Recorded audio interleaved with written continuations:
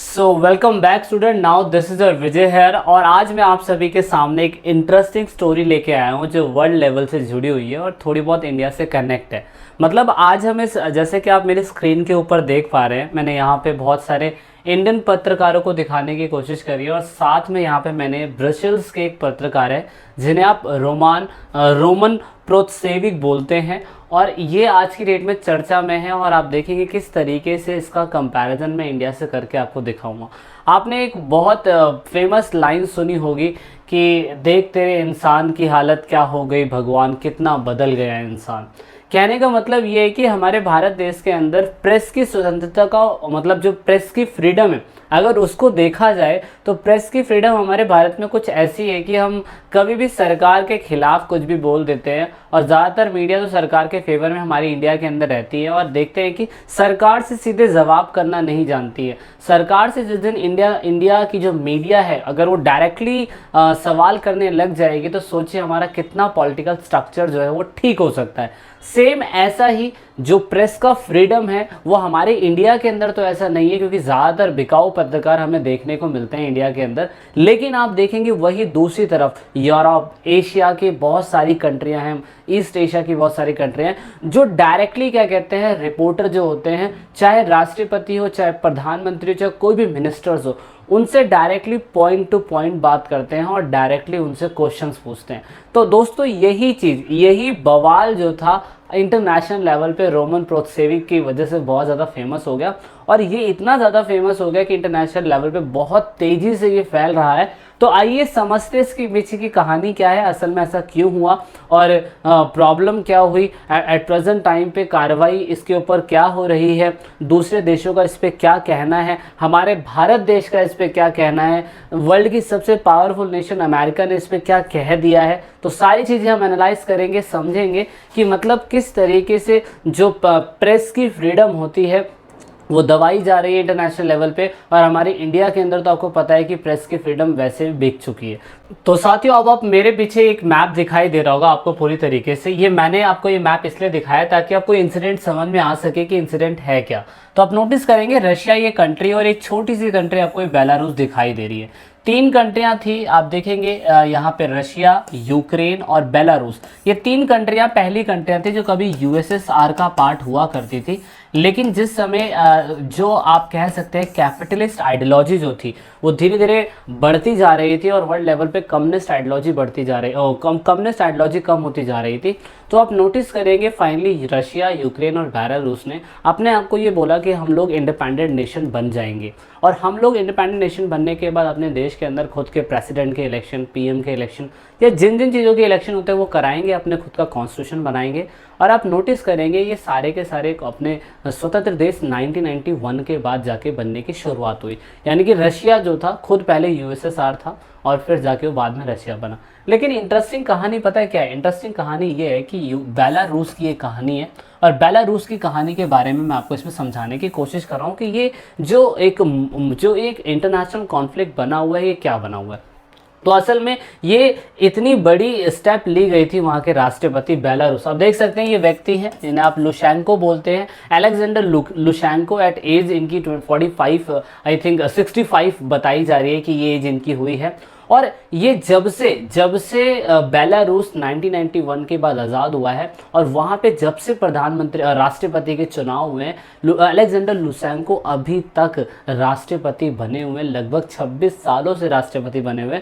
और वहाँ पे आप नोटिस करेंगे वहाँ के एक पत्रकार जो है जिन्हें आप रोमन प्रोत्सेविक बोलते हैं, उनको क्या कहते हैं, उन्होंने इनके खिलाफ कुछ ऐसे क्वेश्चंस, कुछ ऐसे चीज़ें, टिप्पणियां कर दी। ये बोला गया कि भाई इलेक्शन जो हुआ है फर्जी हुआ है, कुछ ऐसे क्वेश्चंस पूछे गए जो अलेक्जेंडर लुशेंको को अच्छे नहीं लगे। तो आप नोटिस करेंगे ये रायन एयर बेस पे रायन एयर करके एक एरोप्लेन जो था वो आप ग्रीस से देखिए लिथुआनिया जा रहा था, ग्रीस से लिथुआनिया जा रहा था, कब? संडे को जा रहा था।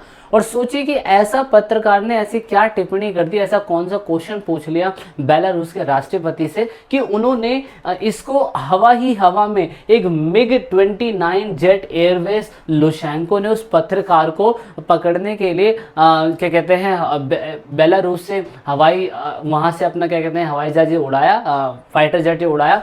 उड़ाने के बाद हवा हवा में ही ये रायन एयर करके जो ये है इसको धमकी दी गई। धमकी ये दी गई कि आपको लिथुआनिया नहीं जाना है, आपको क्या कहते हैं हमारे जो बेलारूस की राजधानी है मिन्स्क करके इसको राजधानी बोलते हैं, तो वहाँ पे आपको लैंड कराना है। रीज़न ये दिया गया कि यहाँ पे जो इसके अंदर क्या कहते हैं बम है, या कोई ये कह रहा है कि ये जो मिग 29 है वो इस जहाज़ को उड़ा देगा, मतलब उड़ा ही देगा। तो यहाँ से एक चीज़ समझ में आती है कि पत्रकार की फ्रीडम का होना बहुत ज़्यादा ज़रूरी है। ऐसे तो कोई भी देश का राष्ट्रपति जो है किसी भी पत्रकार को ऐसे हवा हवा में क्या कहते हैं किडनैप करवा लेगा और ये कहेगा कि भैया ये जो जहाज़ आप कहीं लेके जा रहे हैं आप हमारी कैपिटल के ऊपर उतारिए, नहीं तो हम आपको हवा में ही उड़ा देंगे। तो ये एक ऐसा गर्मजोशी वाला मुद्दा बना हुआ है। ऐसा कहा जा रहा है कि मतलब जो राष्ट्रपति बेलारूस के हैं उन्होंने ये कहा कि इनके ऊपर बहुत सारे आतंकी मामले जो हैं दर्ज है। ये बहुत बार विपक्षी पार्टियों से क्या कहते हैं क्वेश्चंस नहीं पूछते हैं, जो रूलिंग पार्टियां होती हैं उनसे ही जानबूझ के ज़बरदस्ती क्वेश्चन पूछते हैं। ऑफ कोर्स ऐसे पूछना चाहिए, हमारे इंडिया के अंदर ऐसा नहीं होता है।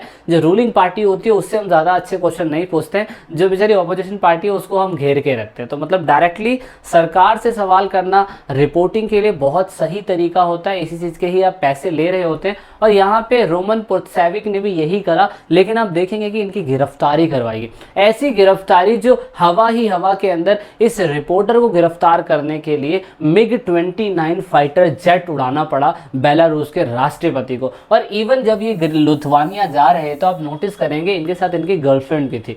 तो यहाँ पे क्या किया गया कि यहाँ पे बेलारूस की राजधानी मिन्स्क करके जो है वहाँ पे इसको लैंड करवाया गया और लैंड कराने के बाद आप नोटिस करेंगे इन दोनों को गिरफ्तार कर लिया गया।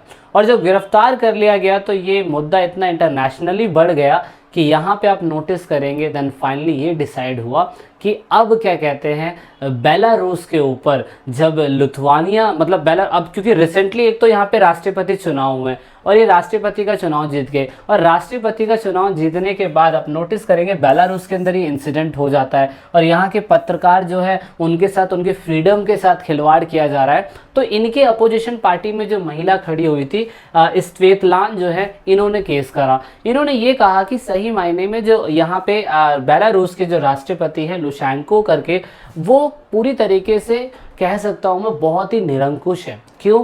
क्योंकि इनके खिलाफ जो भी पार्टी में खड़ा होता है वो पार्टी में हमेशा क्या कहते हैं हारता है, या तो उन्हें किडनैप करवा देते हैं या तो उनको जेल में डलवा देते हैं। इवन अगस्त में जो भी चुनाव हुए थे यहाँ पे 2020 के अंदर, इस चुनाव में भी ये महिला थी, यही बच गई थी। 2 बंदे और खड़े होने थे, दोनों बंदों को जेल में डाल दिया। हालांकि एट प्रेजेंट टाइम स्वेतलाना जो है ये इलेक्शन हार गई थी, राष्ट्रपति चुनाव जो था ये लुशेंको जीत गए थे और उसके बाद इन्होंने ये स्टेप लिया।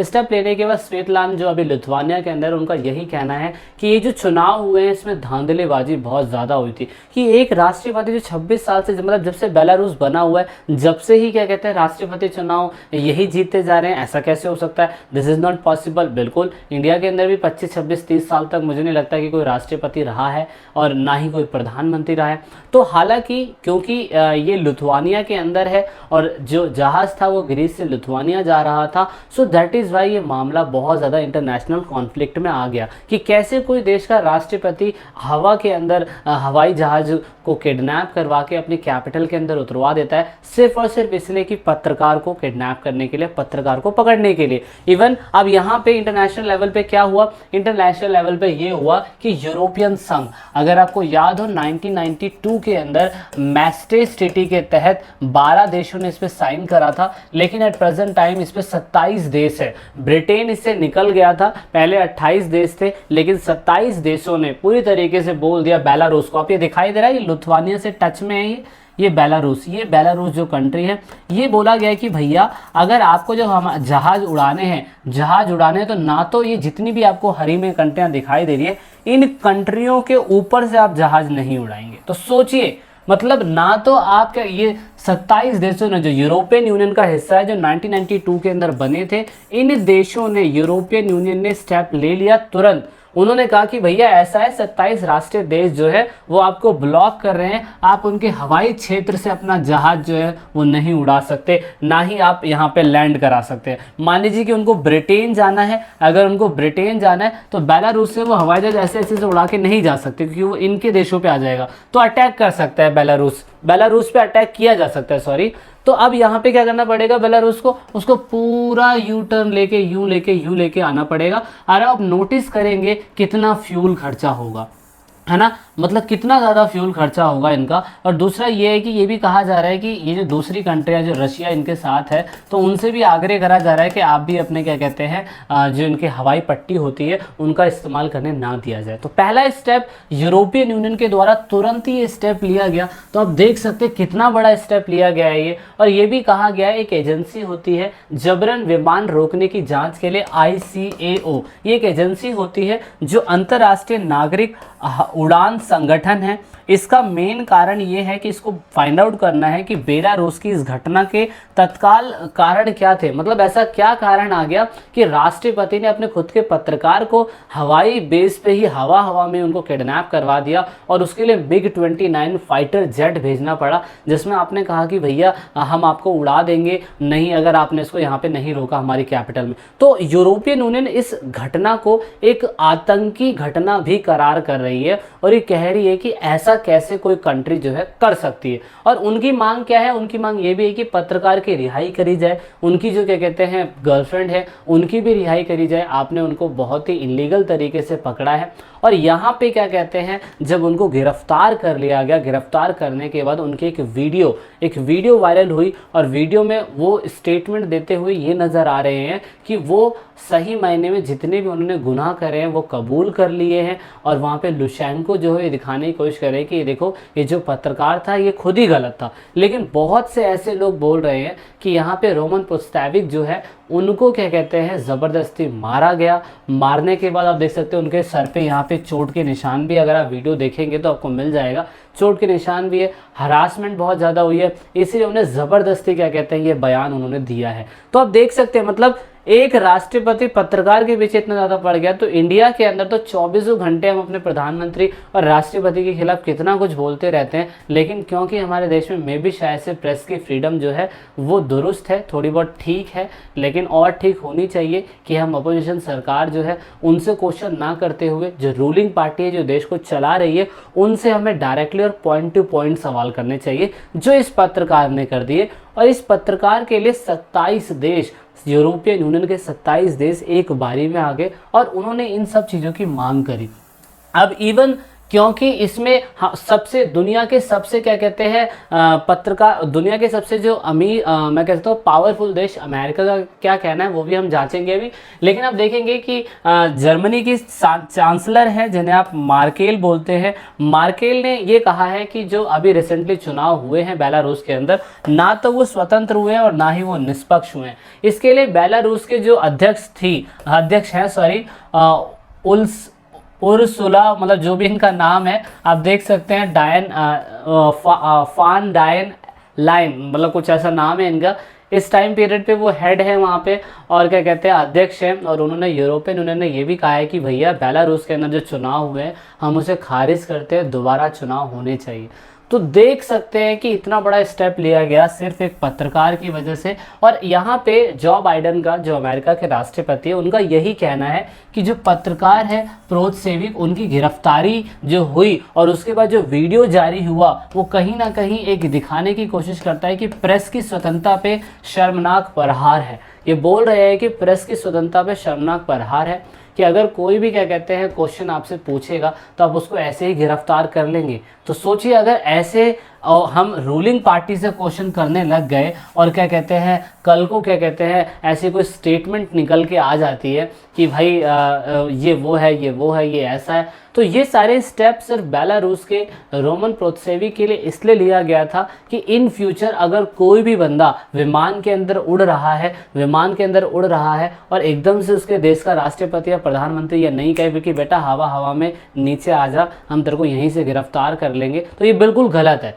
ये इंटरनेशनल लेवल पे बिल्कुल गलत है। इसीलिए यहाँ पे अंतर्राष्ट्रीय नागरिक उड़ान संगठन जो है वो इसको इसीलिए स्टेप ले रहा है ताकि ये व्यवस्था सुरक्षित हो सके और यहाँ पे सुनिश्चित किया जा सके कि हर पैसेंजर जो है वो बहुत ही फ्रीली होकर कहीं पे जा रहा है तो उसको हवा में किडनैप नहीं कर लिया जाएगा। ये तो एक तरीके का हाईजैक हो गया है ना। सो दैट इज़ वाई अब आप समझ रहे होंगे कि मेरा क्या कहना था। तो इंडिया के अंदर और आप देख सकते हैं वहाँ के पत्रकारों में कितना अंतर है कि यहाँ पे जो पत्रकार है वो डायरेक्टली रूलिंग पार्टी से क्वेश्चन नहीं पूछते हैं, जबकि वहाँ के पत्रकार डायरेक्टली पार्टियों से क्वेश्चन पूछते हैं। सो आई होप आपको मेरी वीडियो अच्छी लगी होगी। आपकी क्या राय है कि हमें इंडियन पत्रकारों के लिए भी इंटरनेशनल लेवल पे ऐसे कुछ करना चाहिए? यहाँ पे इंडिया की सरकार ने अभी कोई बयान नहीं दिया है। बेलारूस के अंदर दोबारा चुनाव होंगे या नहीं होंगे, इस पत्रकार को छोड़ा जाता है या नहीं छोड़ा जाता है, स्टेटमेंट क्या आती है, उसके ऊपर अगर कुछ भी चीज़ आती है तो मैं आपको ज़रूर बताऊंगा। लेकिन इंटरनेशनल लेवल पे अभी क्या कहते हैं, बेलारूस बहुत ही ज़्यादा गर्म मुद्दा है जो फैला हुआ है। So I hope you got the so much information. So this is it in this video.